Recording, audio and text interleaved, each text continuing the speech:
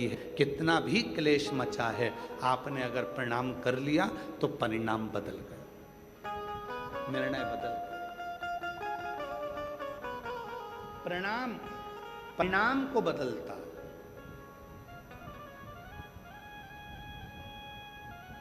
महादेव नमन चरणों में स्वीकार कीजिए, सबका किया है मेरा भी उद्धार कीजिए, उद्धार कीजिए।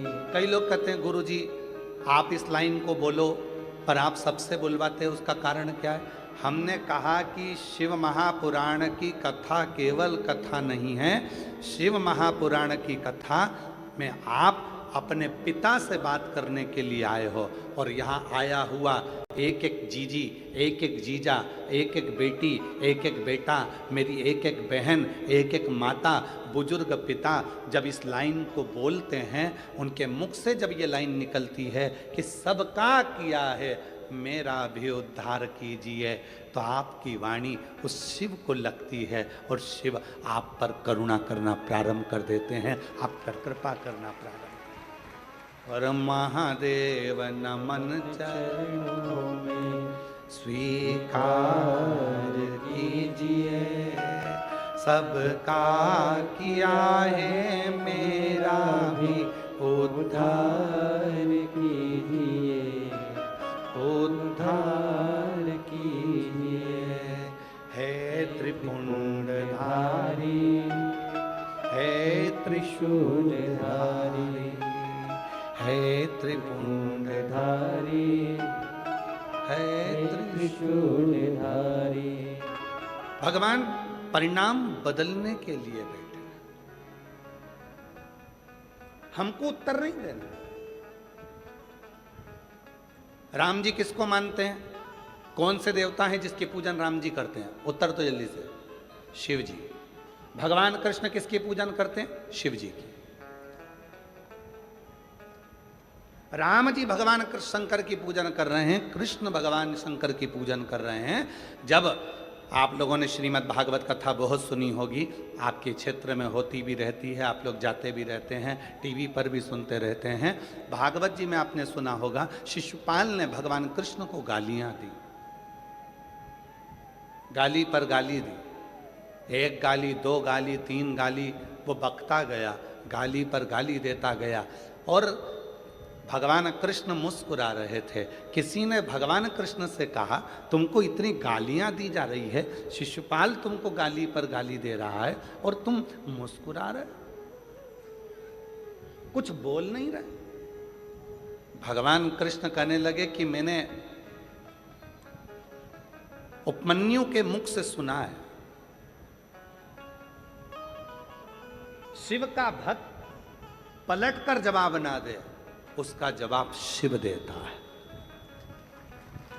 शिव का भक्त पलटकर जवाब ना दे, उसका जवाब शिव देता है। तो भगवान कृष्ण कहते हैं, मैं शिव का भक्त हूं, मैं पलटकर जवाब नहीं दूंगा, जवाब तो महादेव देंगे। एक गाली हुई शिशुपाल की, दो गाली हुई, धीरे धीरे करते 80 गाली हो गई। बकता रहा, बकता रहा, गाली देता रहा, 90 गाली हो गई और 99 गाली हो गई, और आखिरी में 99 गाली पूरी होते से ही 100वीं गाली जैसी पूरी हुई और भगवान कृष्ण के हाथ में सुदर्शन चक्र आ गया। भगवान कृष्ण ने सुदर्शन चक्र को बुलाया नहीं था,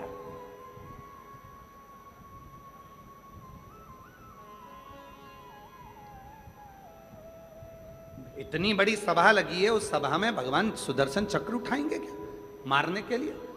भगवान कृष्ण ने सुदर्शन चक्र को बुलाया नहीं था, पर भगवान कृष्ण के हाथ में सुदर्शन चक्र आ गया और वो सुदर्शन चक्र छूटा और शिशुपाल का शीश कट गया। सारे लोगों ने कहा कि भगवान कृष्ण ने शिशुपाल का शीश काट दिया, और भगवान कृष्ण के मुख से निकलता रहा, मैंने शीश नहीं काटा, ये सुदर्शन चक्र मेरा है ही नहीं। जब भगवान नारायण ने अपना एक नेत्र भगवान शिव को दिया था, तब भगवान शंकर त्रिनेत्रधारी हो गए थे और भगवान शंकर इतने प्रसन्न हो गए थे कि उन्होंने अपना सुदर्शन चक्र भगवान नारायण को दे दिया था। शिवजी तीन नेत्रधारी हो गए और भगवान विष्णु सुदर्शन चक्रधारी हो गए। तो भगवान कृष्ण कहते हैं ये चक्र मैंने नहीं उठाया, ये चक्र तो मेरी उंगली पर अभी हूं। तो किसी ने पूछा फिर शिशुपाल को मारा किसने है? तो भगवान कृष्ण कहते हैं कि भगवान शंकर का मैं भक्त हूं और अपने भक्त का अपमान शिव कभी सहता नहीं है, इसलिए उसी ने मार दिया।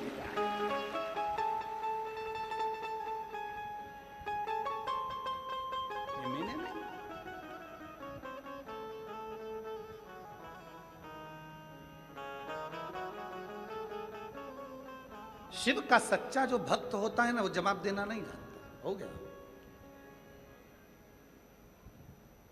कितनी सुंदर बात कही है। भटिंडा वाले तो सुन ही रहे हैं, साथ में जितने लोग आस्था चैनल पर कथा सुन रहे हैं, जितने फेसबुक यूट्यूब पर कथा सुन रहे हैं, जितने लोग लाइव कथा सुन रहे हैं देश विदेश में बैठकर, शिव पुराण की आज की ये बात अपने भीतर उतार कर रखना। जिस व्यक्ति को उन्नति की सीढ़ी पर चढ़ना है, जिस व्यक्ति को आगे बढ़ना है, जिस व्यक्ति को खूब तरक्की करना है, उसको तीन चीजों का स्मरण रखना है। उसको तीन चीजें अपनी बुद्धि में रखना है। पहला, पीठ पीछे किसी की बुराई मत करो। क्यों? हम जब किसी के पीठ पीछे बुराई करते हैं तो हम कभी भी जिंदगी में उसके आगे नहीं निकल सकते, उसके पीछे ही रहते हैं। पीठ पीछे बुराई मत करो। तीन चीजें बताई गई है। अगर उन्नति की सीढ़ी पर चढ़ना है, आगे बढ़ना है, तो ये तीन चीजें अपने स्मरण में रखना। किसी की पीठ पीछे बुराई मत करो। हम किसी की पीठ पीछे बुराई करते हैं तो उसके पीछे ही रहते हैं, कभी जिंदगी में आगे नहीं बढ़ पाते। दूसरे नंबर पर, जो आपकी निंदा करे, जो आपकी बुराई करे, उसको गले लगाओ, चाय पिलाओ, नाश्ता कराओ, समोसा खिलाओ, मक्खन पराठा खिलाओ। क्यों? क्योंकि वो तुम्हारी बुराई करने वाला को तुम जब गले लगा कर रखोगे, वो बुराई करने वाला जब तुम्हारी बुराई करता रहेगा तो तुम उस बुराई को छाट कर अच्छे बनते चले जाओगे और एक दिन इतने अच्छे बन जाओगे कि फिर बुराई करने के लिए तुम्हारे लिए कुछ बचेगा ही नहीं। तुम उस सीढ़ी तक पहुंच जाओ। तीसरे नंबर पर कहा, पहले नंबर पर पीठ पीछे बुराई मत करो। दूसरे नंबर पर बुराई करने वाला जो तुम्हारी निंदा कर रहा है, जो तुम्हारी चुगली कर रहा है, तुम्हारे लिए अपशब्द कर रहा है, तुमको गाली दे रहा है, तुमको आड़ा टेढ़ा बोल रहा है, उसको समोसा कचौड़ी जरूर खिलाओ, चाउमीन खिलाओ, नाश्ता खिलाओ, बघार खिलाओ, खूब पिज़्ज़ा खिलाओ, खूब प्रेम से लस्सी पिलाओ। क्योंकि ऐसा बुराई करने वाला, और हम नहीं कह रहे, ये पुराने शास्त्र भी कहते हैं, निंदक न्यारे राखिए आंगन कुटी छवाए, और बिन पानी बिन साबुन सब मेल धुल जाए। अर्थात जो निंदा करने वाला है उससे अपने हृदय से लगा कर रखना। कम से कम वो तुम्हारी निंदा कर कर तुम्हें साफ तो कर रहा है, तुम्हारे पाप को वो झेल तो रहा है। अगर निंदा करने वाला नहीं होगा तो तुम सब बीमार पड़ जाओगे।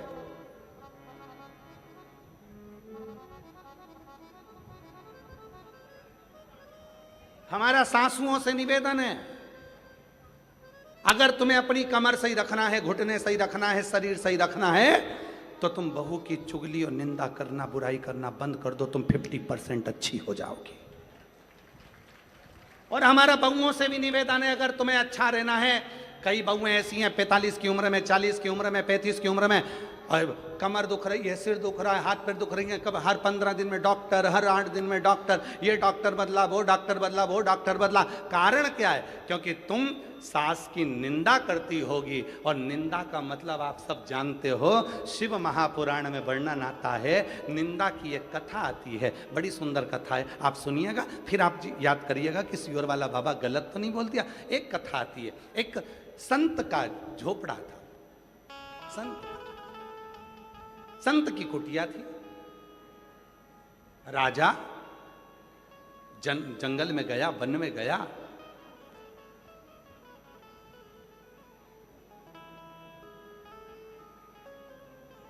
घूम फिर कर अपने घर गया। एक दिन वही संत भ्रमण करते करते राजा के दरवाजे पर गया और राजा से कहा, महाराज कुछ दे दीजिए भिक्षा में। राजा गुस्सेल था, क्रोध में था, उसको गुस्सा आ गया।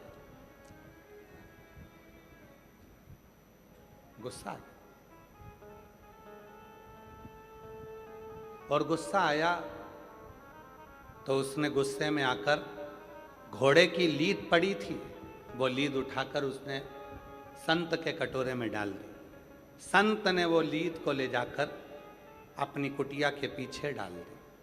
कुटिया के राजा भ्रमण करते हुए जंगल में आया, रात्रि का समय था, भटक गया।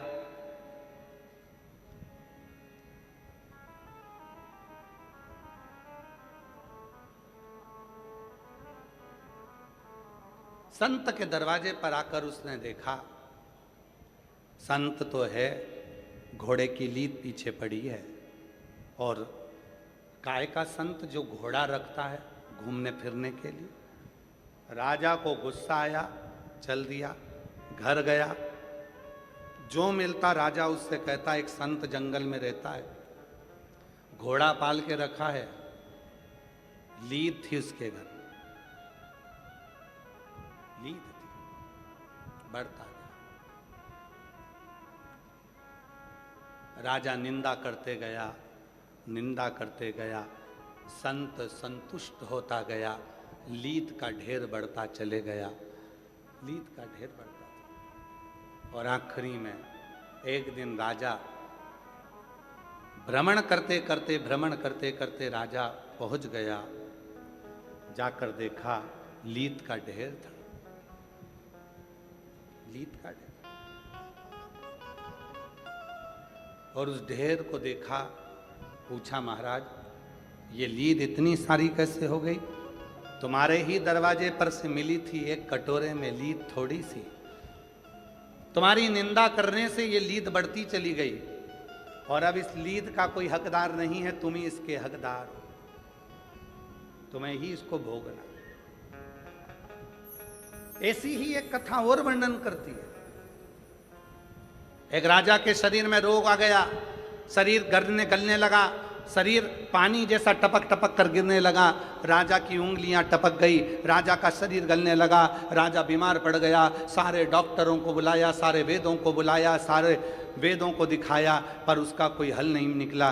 तब राजा बड़ा दुखी हो गया। किसी ने कहा, एक संत रहते हैं, चलो उनके पास चलते हैं। संत से जाकर पूछा, महाराज मेरा शरीर सही नहीं हो रहा, इसका कोई हल बता दीजिए। तब संत ने एक बात कही, राजन तुम्हारा भाई था, कहाँ गया? कहा वो तो मर गया। तुम्हारी भाभी कहाँ है? तो कहा वो अपने कमरे में। संत ने कहा, एक काम करो राजा, भाभी जब अपने कमरे में सोने के लिए चले जाए, चुपचाप से जाना, भाभी के कमरे के बाहर दरी बिछाकर सो जाना, किसी को बोलना मत ही क्यों सोए हो, बस इतना काम करना प्रारंभ करना। राजा ने वही करना प्रारंभ करा। राजा भाभी के कमरे के बाहर दरी बिछाकर सो जाता। एक सेविका ने देख लिया, नौकरानी ने देख लिया, उसने दूसरी से कहा कि ऐसा खोड़ला राजा है, भाई मर गया तो भाभी के कमरे में सोने जाता। एक ने दूसरे से कहा, दूसरे ने तीसरे से कहा, तीसरे ने चौथे से कहा, चौथे ने पांचवे से कहा।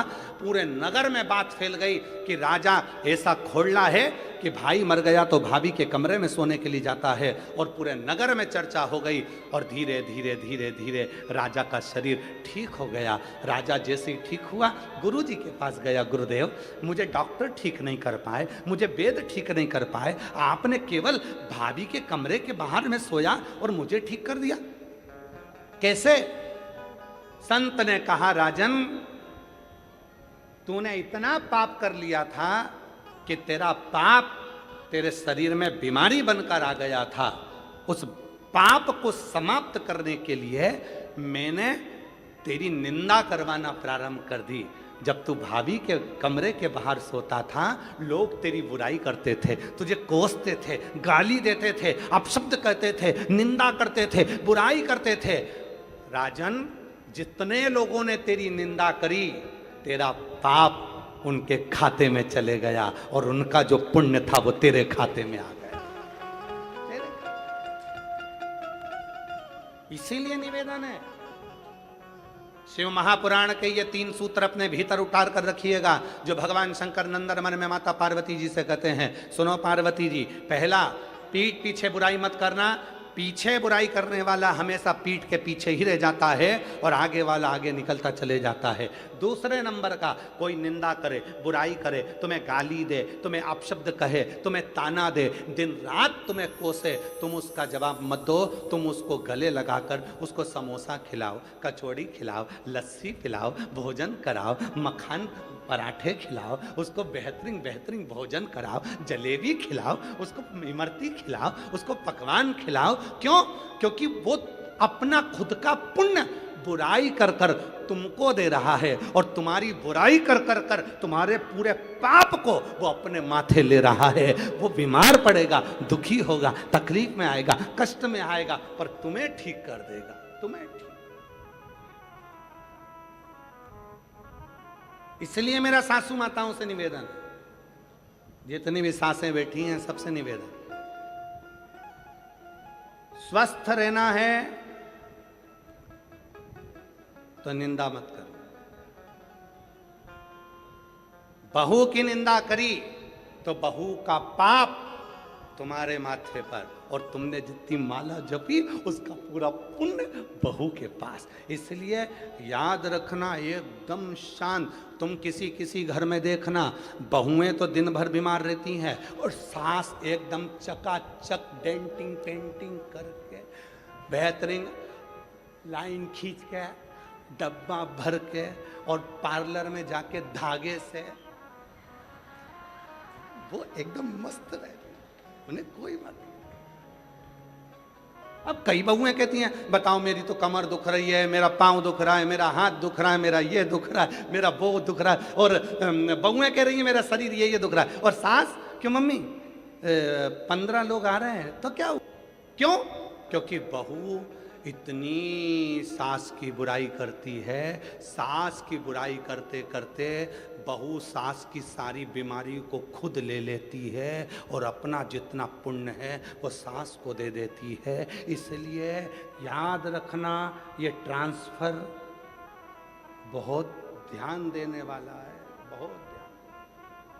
कई लोग हमसे कहते हैं, बाबा जी आपकी इतनी बुराई करते हैं लोग बाग, हमने सोशल मीडिया पर देखा आपको गाली देते रहते हैं, कोई कहता है ऐसा, कोई कहता है वैसा। हम उनसे एक ही बात कहते हैं, उनको कहने दो। हो सकता है हमारे कमर में कभी दर्द आएगा, हाथ पैर में दर्द आएगा, तो हमारा पूरा जितना भी दर्द है, दुख है, तकलीफ है, वो सब बुराई करने वाले ले लेंगे। और उन्होंने जिंदगी में कभी भूखे को भोजन, प्यासे को पानी पिलाया होगा, उसका पुण्य हमारे खाते में आता चले जाएगा। तुम कहने दो। आग लगे बस्ती में,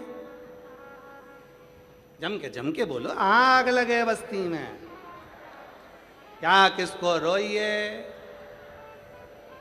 एकदम मस्त। जितना जितना लोग बुराई करें, तुम उतनी जोरदार खजूर वाली चोटी बना के जाओ, उतनी जोर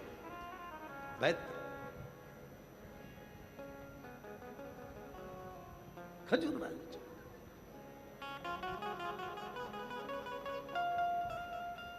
हम तो बाबा के भरोसे चलते हैं, हम तो बाबा के भरोसे चलते हैं। ये दुनिया वाले जलते हैं, ये दुनिया वाले जलते हैं, डमरू वाले के भरोसे चलते हैं, काशी वाले के भरोसे चलते हैं, सीहोर वाले के भरोसे चलते हैं, सीहोर वाले के भरोसे चलते हैं। हम तो बाबा के भरोसे चलते हैं, हम तो बाबा के भरोसे चलते हैं। 3 सूत्र हैं। पहला, पीठ पीछे बुराई मत करो। दूसरा, बुराई करने वाला आपकी कोई बुराई कर रहा है, दूसरे की बुराई करने वाले को गले नहीं लगाना, अपनी बुराई अगर कोई कर रहा है तो उसको गले लगा। तीसरा, गरीब और अमीर, दोनों के भेद को मिटाओ। कुर्सी मिले, पद मिले, प्रतिष्ठा मिले, यश मिले, सबके लिए तत्पर रहो। सबसे, सबके प्रति समान, सबके।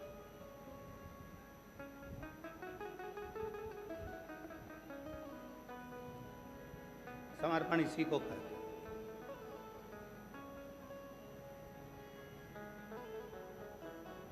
समर्पण का भाव इसी को कहते हैं।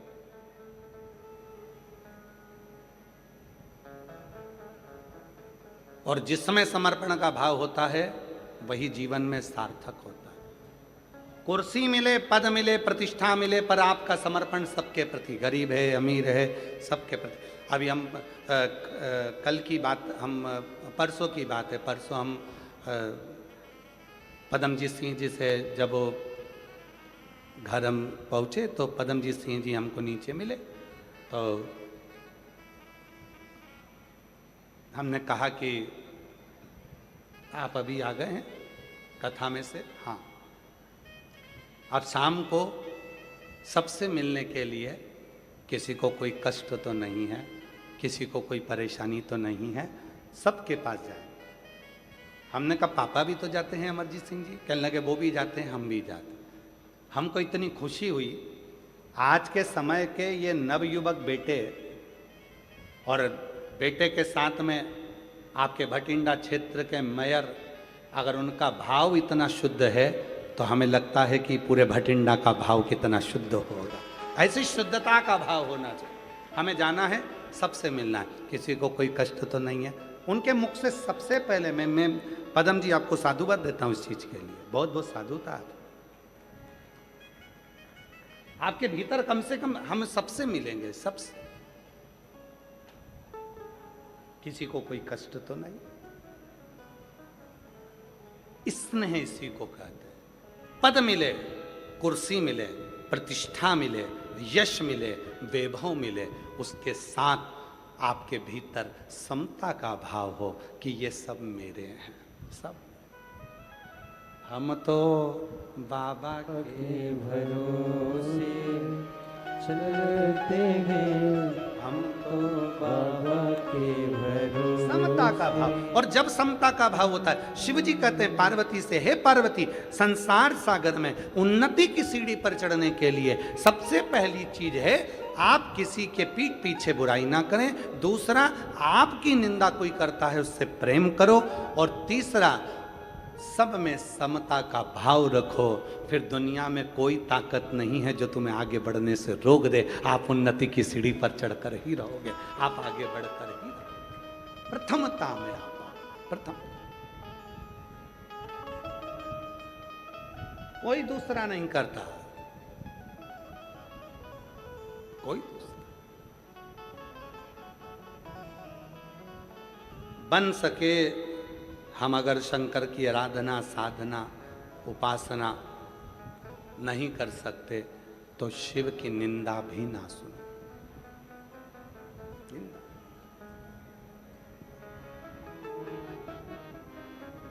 ईमानदारी से बोलना रे सब।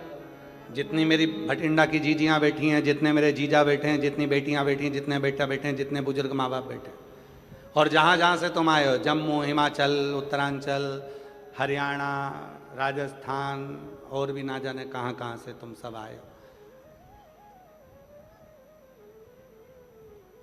ईमानदारी से बोलना।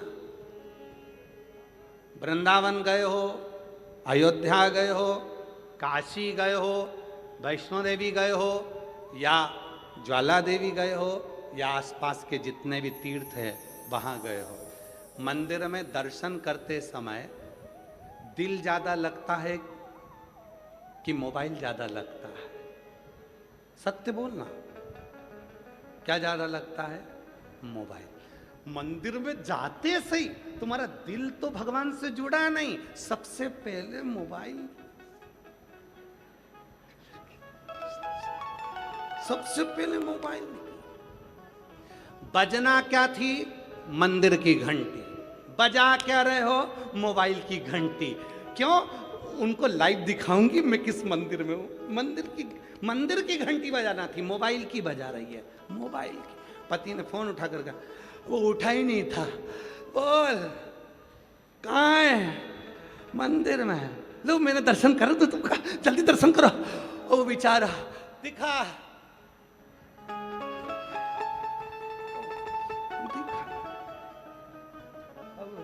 उसका दिल ही नहीं है और तू जबरदस्ती उसको उठा के, देखो देखो भगवान कितने सुंदर लग रहे ना। हाँ, अच्छा लग रहा है। जो अभी मैं दूसरे मंदिर में जाऊंगी, जब वो भी दर्शन कराऊंगी। पति बोला मैं नहाने जा रहा हूं, तेरे हाथ जोड़ रहा हूं, तू चुपचाप बैठ। बजाना थी मंदिर की घंटी, बजा दी मोबाइल की घंटी। लगाना था दिल, लगा दिया मोबाइल। ईमानदारी से बोलो, फिर पूछो कि शंकर कैसे मिलेगा, तो तुम बताओ री मेरी जीजियों, अरे ओ बठिंडा वालियों, कैसे मिलेगा? ना जी भर के देखा, ना कोई बात की, बड़ी आरज़ू थी मुलाकात की। जब पहली बार मिलने की उत्सुकता होती है, उमंगता होती है, जब मिलन की उत्सुकता होती है, तो फिर कोई दूसरा नहीं देखता। बस उनके पास जाऊं, 2 मिनट बैठ के बात करूं। जब पहला संबंध पक्का होता है, संबंध पक्का होता है, लड़की लड़के को देखती है, लड़का लड़की को देखता है, तो मन में सोचते हैं कि 2 मिनट बैठ के बात तो करें, आखिर इनके हृदय में क्या चल रहा है, उनके हृदय में क्या चल रहा है। बातचीत चालू होती है, एक दूसरे से बातचीत होती है। कभी कभी वो बातचीत इतनी हो जाती है कि रात को 3-3 बजे तक बातचीत होती है। 3-3 बजे तक बातचीत होते होते तब बातचीत हो जाती है कि फिर शादी भी हो जाती है। शादी होने के बाद फिर क्या होता है? जो रात को 3 बजे तक बात करते थे, वो 15 मिनट बात नहीं करते।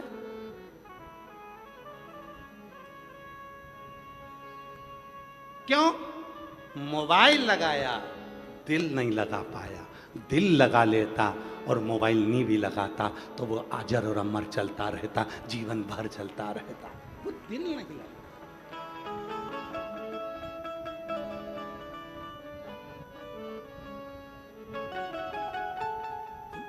मिलन की आस, तुझसे मिलने के लिए तेरी कसम, तुझसे मिलने के लिए तेरी कसम, एक मुलाकात जरूरी है सनम।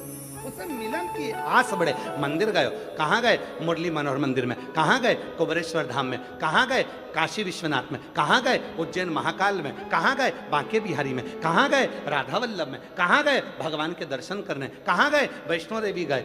वहां जाने पर भी आपके मोबाइल की घंटी बाद में बजे, पहले दिल की घंटी बजे, मंदिर की घंटी बजे, और जिससे मिलन के लिए गए हो उससे 2 क्षण बैठकर बात तो करो। वो भी तरस रहा था तुम्हारे लिए और तुम भी तरस रहे थे उसके लिए।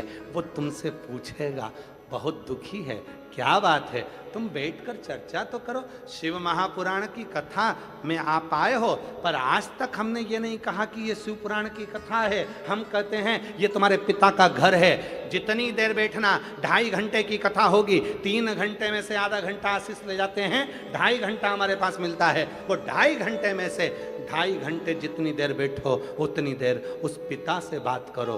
बहुत दुखी हूँ बाबा, तेरे पास आई हूँ, तुझसे नहीं कहूँ, हमारे मन की बात सुनता है और 3 महीने में तेरे दुखों को मिटाना प्रारंभ कर देता है। वो शिव है, वो शिव। किसी ने कहा शिव जी हमारी बात सुनते क्यों नहीं?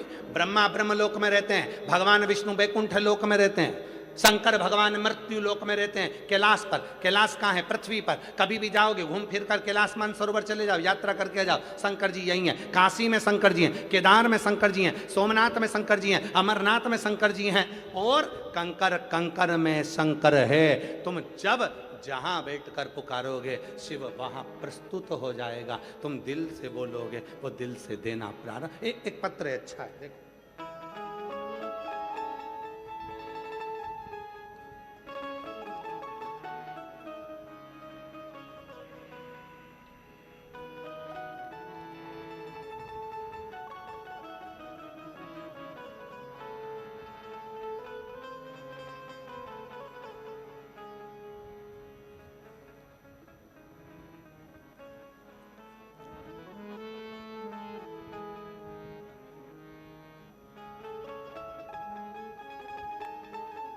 मैं भतेरी देवी भगत राम भट्टी बासी सिरसा हरियाणा की निवासी हूँ।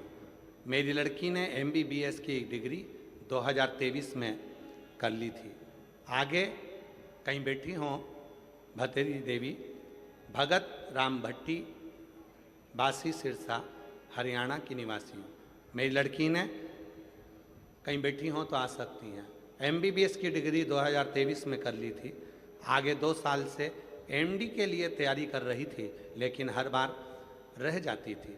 मैंने 2 कथा सिरसा में सुनी, तीसरी बार मैं भटिंडा की कथा में सुनने के लिए आई। भटिंडा की कथा सुनकर मैं यहाँ से गई, अपनी बेटी से कहा तो हिम्मत मत हारना, सीहोर वाला बाबा कहता है भगवान देगा जरूर, थोड़ा सा फाइल मोटी है, समय लगेगा। यहाँ भटिंडा की कथा में पंडाल में बैठकर कथा सुनकर गई, यहाँ की मिट्टी ले गई, पशुपति नाथ का व्रत करने लगी। दिसंबर 2025 में मैं लड़की को लेकर सीहोर कुबरेश्वर धाम चली गई, कंकर शंकर की पूजन करी। मेरी बेटी ने पेपर दिया और आप जैसा बताते थे कि बेलपत्र पर शहद लगाकर बाबा को चढ़ाकर पेपर देने के लिए भेजा। पेपर बहुत अच्छा गया, फिर रिजल्ट भी अच्छा आया और बाबा की कृपा से मेरी बेटी का MD में सिलेक्शन हो गया। आज मेरी बेटी एम्स मेडिकल कॉलेज भटिंडा में ही MD कर रही है। मैं बाबा को यहाँ धन्यवाद देने के लिए आई हूँ। एक पत्र और देखो कितना सुंदर है, देखिए।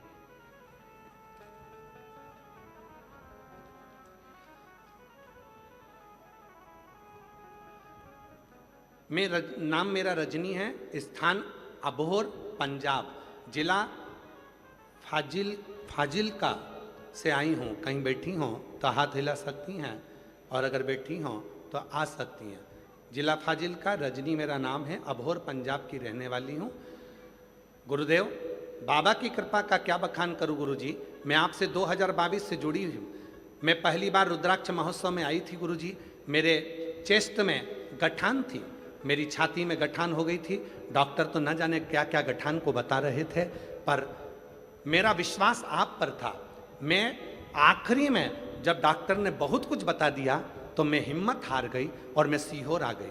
कुबरेश्वर धाम पर आई, मैंने वहाँ पर कावड़ भरी, कावड़ का जल शिवजी पर चढ़ाया। आपके साथ जाकर कावड़ का जल लेकर आ गई, उस जल को पीती और अपने चेस्ट पर लगाती। वहीं से कावड़ यात्रा कर कर 2-3 दिन रुककर वहाँ से मैं रुद्राक्ष लेकर आ गई। और बाबा का मैं क्या वर्णन करूं। गुरुजी रुद्राक्ष के जल को शिवजी पर चढ़ाकर उस जल को रोज पीती और लोटे में गलाकर सुबह शिवजी को चढ़ाकर उस जल का आचमन करती और गांठ पर लगाती। धीरे धीरे करके मेरी गठान पूरी की पूरी गल गई और जो डॉक्टर बड़ी बीमारी बता रहे थे सारी रिपोर्ट नील आ गई। आज मैं बाबा को धन्यवाद देने के लिए यहाँ आई हूँ। मेरा नाम रजनी है, मैं अबोहर पंजाब फाजिलका जिला से आई हूँ। शिव तत्व किसको कहते हैं? अगर कहीं बैठी हो तो आ सकते। शिव की प्रीति किसको कहते हैं?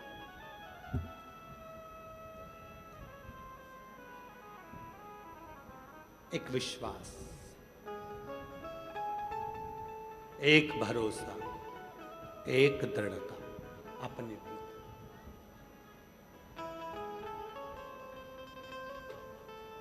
एक भरोसा।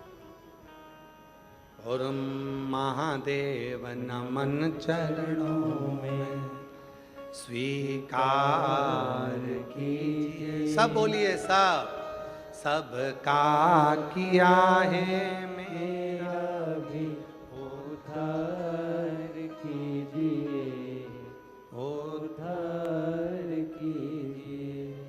है त्रिपुंडधारी, है त्रिशूलधारी, चरणों में तेरे बाबा जी पावन है चारों धाम। चरणों में तेरे बाबा जी पावन है चारों धाम। तेरी देव करते वंदना, पूजे है सीताराम। तेरी देव करते वंदना, पूजे है सीताराम। जाए पूरी कामना, हो जाए पूरी कामना। उपकार कीजिए सबका किया है, मेरा भी उद्धार कीजिए, उद्धार कीजिए। हे त्रिपुंडधारी, हे त्रिशूलधारी, हे त्रिपुंडधारी, हे त्रिशूलधारी। उसे नमनता भाव की, थोड़ा दिल लगाओ शिव से, थोड़ा दिल। कुबेरेश्वर धाम आना तो दिल लेकर आना।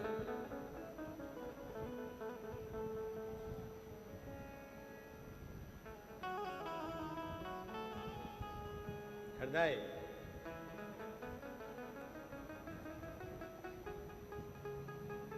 सबसे पहली कावड़ किसने चढ़ाई थी?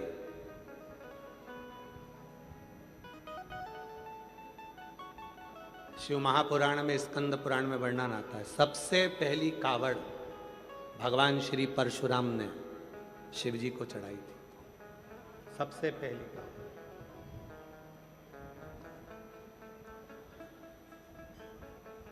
जब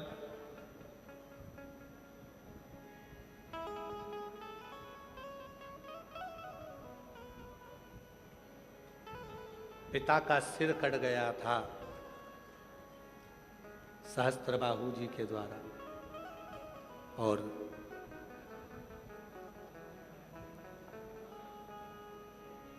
मन की कामना को जब पूर्ण करना था, सहस्त्रबाहु के भी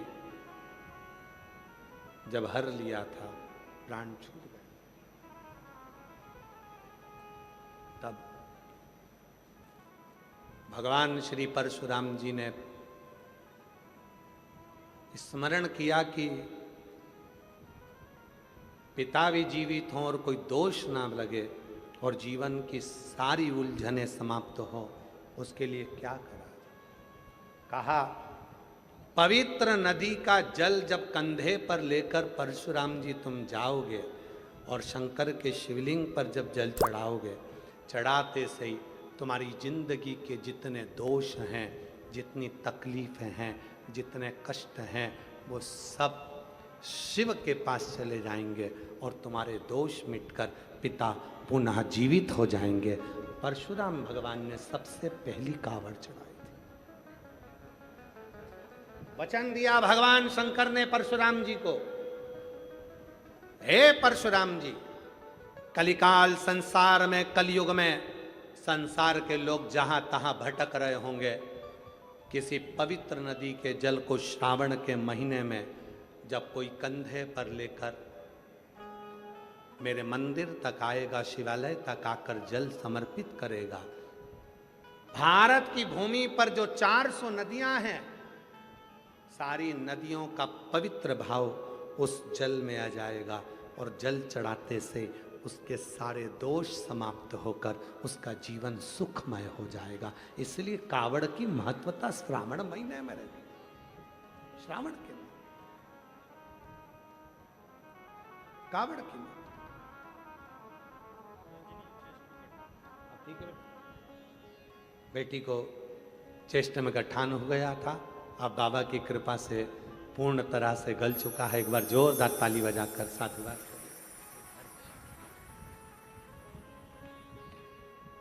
बेटी ने हिम्मत नहीं हारी, डॉक्टरों ने तो बहुत कुछ बताया, पहुंच गई सीहोर बाबा की कावड़ भरने के लिए, और कावड़ यात्रा में पहुंचकर कावड़ का जल चढ़ाकर 11 किलोमीटर की यात्रा कर कर जल चढ़ाकर बाबा का वो जल लेकर अपने चेस्ट पर लगा दे। रुद्राक्ष ली आई, गलाकर शिव को चढ़ाने।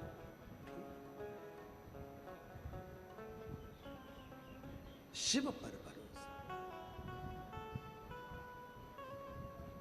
प्रथम कावड़ भगवान श्री परशुराम जी ने भरी थी, प्रथम का उसका फल कई लोग कहते हैं गुरुजी कुबेरेश्वर धाम की कावड़ की इतनी महत्वता क्यों है? हम कहते हैं कुबेरेश्वर धाम 12 ज्योतिर्लिंग के मध्य में, पूरे 12 ज्योतिर्लिंग के बीच सेंटर में कुबेरेश्वर धाम है। आप खड़े होकर मैप पर, कुबेरेश्वर धाम में खड़े होकर मैप पर चाहे काशी को देखो, चाहे आप केदार को देखो, सोमनाथ को देखो, मल्लिकार्जुन को देखो, रामेश्वरम को देखो, सबका केंद्र बिंदु कुबेरेश्वर धाम मिलेगा। भरते हैं सीवन माँ का, कुबेरेश्वर बाबा पर समर्पित करते हैं। उसका महत्व इसलिए होता है कि कुबेरेश्वर धाम की कावड़ में जब कुबेरेश्वर धाम पर जल चढ़ता है तो 12 ज्योतिर्लिंग में जल चढ़ने के बराबर उसके पुण्य की प्राप्ति होना प्रारंभ हो जाती है। कुबेरेश्वर धाम की कावड़ का और महादेव नमन चरणों में स्वीकार कीजिए, सबका किया है मेरा भी उद्धार कीजिए, उद्धार। बाबा जी का कहना है कि हमने दोनों का पत्र लिखा, आपने बेटी का पढ़ा, बेटे का नहीं पढ़ा। मेरी बेटी एम्स में मेडिकल कॉलेज भटिंडा में एमडी में एडमिशन हो गया है और बेटे का आर्मी में लेफ्टिनेंट कर्नल के पद पर नियुक्ति हो गई। एक बार जोरदार ताली बजाएं, साधुता। ये बच्चे महादेव भैया जी बोल रहे हैं, हम पहले भी भटिंडा कथा सुने, हम बेटे को भी लेकर आए थे भटिंडा कथा में और यहाँ बैठकर बाबा से मांगा, बाबा ने दे दिया। शिव तत्व, जोरदार ताली बजाएं, साधु। सबका किया है मेरा भी उद्धार कीजिए, उद्धार कीजिए। है त्रिपुंडधारी है त्रिशूलधारी। शिव के प्रति तुम्हारा भाव समर्पित,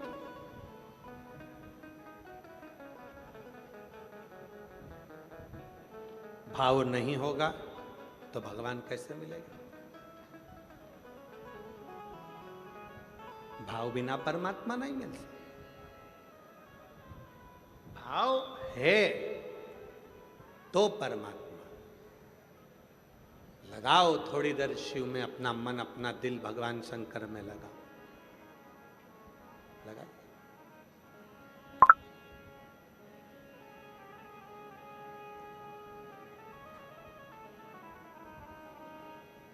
जितनी देर शिव के मंदिर में मत्था टेकने के लिए जाओ, गुरुद्वारे में मत्था टेकने के लिए जाओ, मंदिर में मत्था टेकने के लिए जाओ, उतनी देर मोबाइल के कनेक्शन से नहीं जुड़ना है, शिव के कनेक्शन, गुरु की वाणी के कनेक्शन से जुड़ो।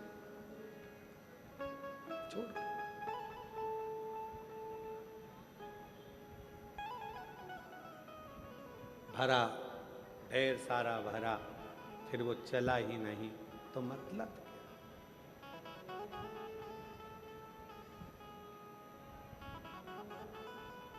संसार सागर में शिव महापुराण में भगवान शंकर कहते हैं, पार्वती जीवन के जिन सूत्रों में शरणागति का जो सूत्र है वो सूत्र ही है, वो सूत्र में है ही है कि आप कितने समर्पित,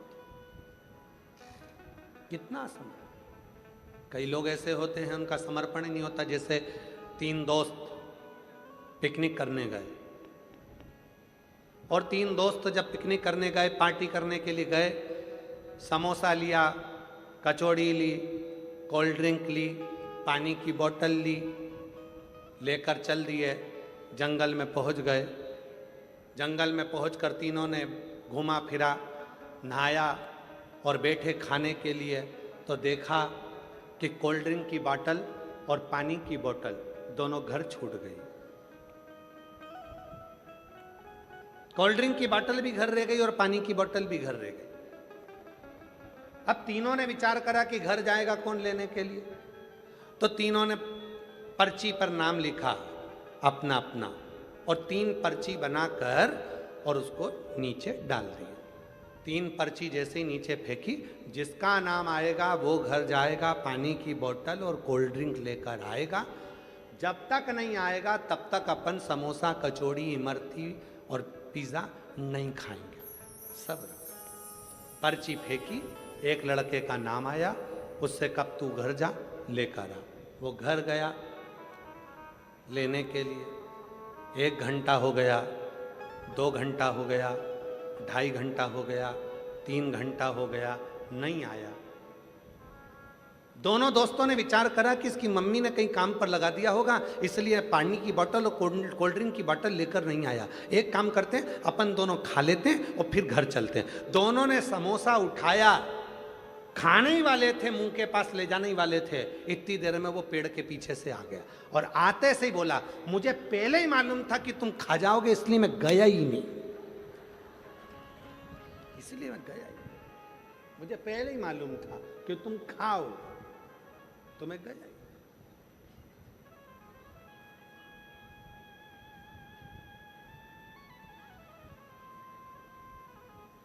ऐसे कई लोग हैं संसार में जो ये इंतजार में बैठे रहते हैं कि वो गई थी, उसने शिव जी को जल चढ़ाया, उसका काम हुआ कि नहीं हुआ। उसने कहा, अरे भैया, किसी की फाइल मोटी होती है, किसी की फाइल पतली होती है, सबके मन का भाव होता है। कई बार ऐसा होता है जो दूसरे को बताता है वही मंजिल तक नहीं पहुंच पाता है और चलने वाला मंजिल तक पहुंच जाता है। कई बार ऐसा,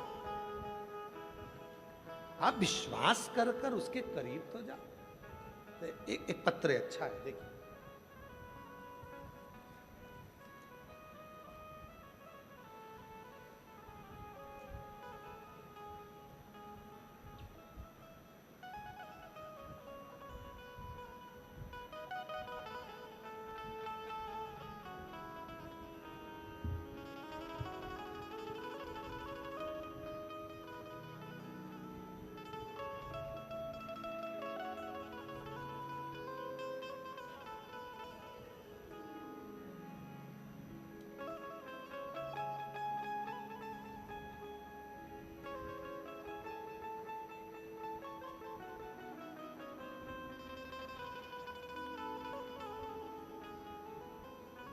गुड्डी देवी, जिला अबोहर, पंजाब, गांव डंगर खेड़ा की रहने वाली हूँ। कहीं बैठी हों तो हाथ हिला सकती हैं, अगर कहीं बैठी हों तो हाथ हिलाएं। गुड्डी देवी, जिला अबोहर, पंजाब, गांव डंगर खेड़ा की रहने वाली हूँ। आ जाइए, आ जाइए। डंगर खेड़ा की रहने वाली हूँ। दिनांक 5 मई सन 2025 को मेरे अचानक पेट में दर्द होने लगा। मैंने अबोहर सिविल अस्पताल में मैंने जांच करवाई। वो डॉक्टर ने मुझे बच्चादानी में 2 गठान बताई। गठान कैंसर की बोला। फिर मैंने दोबारा जांच करवाई श्री गंगानगर 2 हॉस्पिटल में। वहाँ भी डॉक्टर ने यही बताया कि तुम्हारे पेट में बच्चादानी में 2 गठान हैं और वो कैंसर की है। हम लोग घबरा गए और घबरा कर घर आ गई। फिर हमने रंगीन MRI करवाई तो डॉक्टर ने बोला कि बीकानेर से इलाज करवाओ, तुम्हारे बच्चादानी में गठान है। और हम बीकानेर चले गए। बीकानेर में जाकर जांच कराई, वहाँ पर भी डॉक्टर ने 2 गठान और कह दिया कि शरीर में कैंसर जैसी बीमारी। सुनकर बीकानेर से वापिस आ गए। तब मेरी बहन और मेरी बेटी ने कहा, माँ चिंता मत कर, सीहोर वाला बाबा कथा कहता है और बोलता है यदि विश्वास है तो शिव तुम्हारे दुख को हरेगा जरूर। माँ, मंदिर जाऊंगी, रुद्राक्ष सीहोर से लाऊंगी। सीहोर गई, रुद्राक्ष लाई, तांबे के कलश में गलाकर सीहोर के रुद्राक्ष को शिव पर जल चढ़ाने लगी। पानी लेकर आना और पानी लाकर स्टार्ट किया और मैंने भोले बाबा पर विश्वास कर 2-3 दिन पानी पिया। और फिर हम भटिंडा में प्राइवेट पंजाब कैंसर हॉस्पिटल में जांच करवाने के लिए पहुंच गए। जब हमने सुना था कि सीहोर वाला बाबा कहता है कि सीहोर का रुद्राक्ष अगर विश्वास के साथ में जल पियोगे तो सुख मिलेगा। कथा हमने टीवी पर सुनी, कथा सुनकर उठती थी टीवी पर कथा सुनकर, तो टीवी के सामने ही हाथ फेर कर मैं अपने पेट पर लगा लेती थी। जब हम पंजाब के कैंसर हॉस्पिटल में, भटिंडा के ही कैंसर हॉस्पिटल में जब दिखाए, पंजाब कैंसर हॉस्पिटल में, तब वहाँ की जो रिपोर्ट आई, जांच करवाई और मैं श्री शिवाय नमस्तुभ्यम का जाप करती रही। गुरुजी, डॉक्टर ने मुझे यह बोला कि आपकी रिपोर्ट बिल्कुल नील है, आपको घबराने की जरूरत नहीं है, आपके शरीर में कुछ भी नहीं है। बाबा, आज मैं बाबा को धन्यवाद देती हूँ गुरुदेव। गुरुजी, इतना विश्वास, पहले मेरे बेटे को भी विश्वास नहीं था आप पर, मेरे घर के किसी व्यक्ति को भरोसा नहीं था, मेरे भाई को भी नहीं था।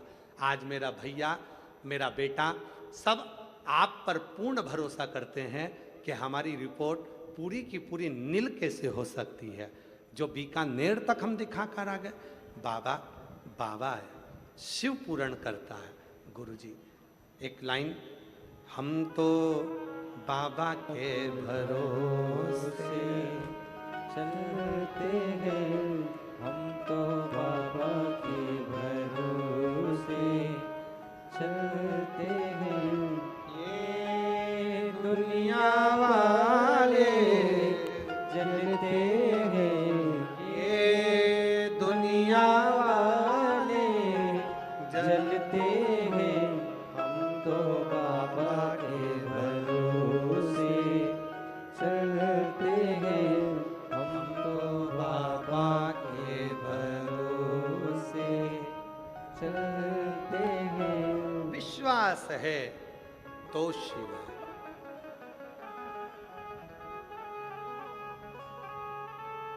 मानो तो मैं गंगा मां हूं, ना मानो तो बहता पानी। भरोसा है, शिव है। और हम भटिंडा की इस पवित्र भूमि पर